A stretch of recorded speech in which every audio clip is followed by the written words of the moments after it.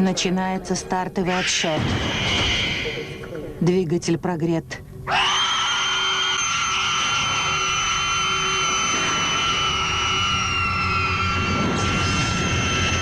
Привет, друзья, меня зовут Олег, и вы на канале Киногост. «Крикуны» 1995 года, «Скримерс», фантастический боевик, антиутопия режиссера Кристиана Дюге, экранизация рассказа Филиппа К. Дика «Вторая модель». Лента не получила особого коммерческого успеха, однако со временем приобрела культовый статус. Фильм «Крикуны» номинировался на приз Канадской киноакадемии Джинни за лучшую музыку, художественное оформление и актера второго плана Рон Уайт. Слоганом фильма стало: «Последним криком, который вы услышите, будет ваш собственный».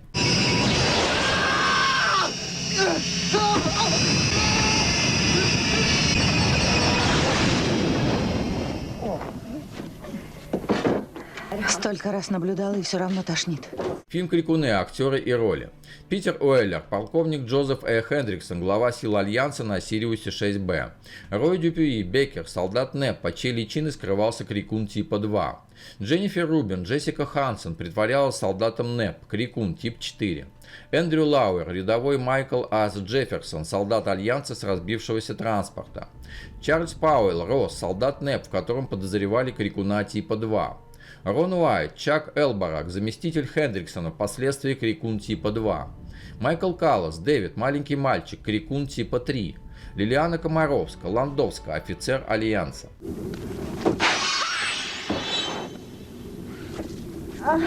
Виноват. Я должен был выяснить. Нет, не делай этого. Фильм «Крикуны» поставлен по рассказу Филиппа Дика «Вторая модель» Second Variety 1952 года. В нем, в отличие от фильма, действия разворачиваются на Земле после опустошившей планету войны с СССР, а противниками являются не крикуны, а роботы по прозвищу Коготь. Первая версия сценария «Крикунов» Дэна Бенна была написана им в начале 1981 года. Режиссер «Крикунов» Кристиан Дюге отыскал в Канаде превосходную аналоговую натуру бетонной разрухи и лишь на некоторых общих планах подрисовал к ней руины футуристических небоскребов, что получилось экономно и чудо как хорошо, добавив картине неземного колорита. Рабочее название фильма «Крикуны» – «Клещи». Винтовка НЭП – это слегка видоизмененное 35 мм травматическое оружие МР-35 Панч, производство компании Манурин. Проклятая азбука Морзе и то лучше этой виртуальной реальности, а еще лучше дымовые сигналы. Уверен, что вы понимаете, почему так настоятелен контакт с командованием НЭП на Сириусе 6Б. Когда полковник Хендриксон и Джефферсон подходят к базе блока, Беккер стучит ножом по трубе. 3 отрывистых удара, 3 удара с большими паузами. В азбуке Морзе этот код обозначает СО. Над картиной «Крикуны» работал известный художник-футуристист Дюссо, создавший декорации разрушенного города. В сцене, где Хендриксон подходит к своему бункеру, в разговоре с Чаком по видеофону он просит позвать Дона Джованни. Это оригинальное имя Дона Жуана, Джон Джованни. При этом Хендриксон представляется Чаку Вольфгангом. Так зовут автора оперы Вольфганга Амадея Моцарта.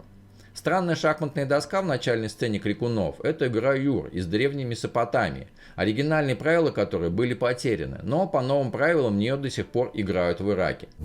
Мы можем улыбаться, плакать, истекать кровью и трахаться. Я хотела тебе сказать, хотела. Фильм «Крикуны». Сюжет.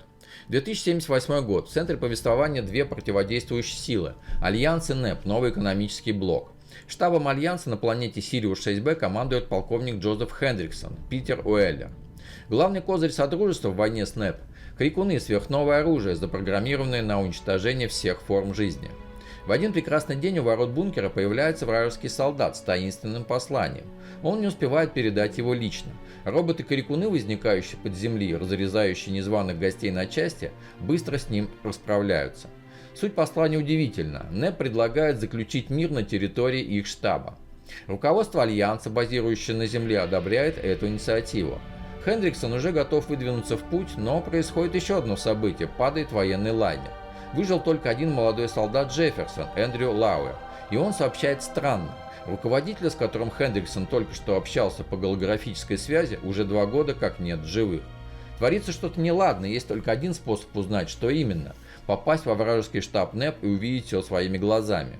Правда, планета кишит крикунами, но у Альянса есть специальные браслеты, гарантирующие безопасность от кровожадных роботов. Или не гарантирующие. Откуда вы знаете, что он мертв? Потому что я вышиб ему мозги. Не делай этого, мальчик, а то потеряешь пальчик. Вы же сказали, он мертв.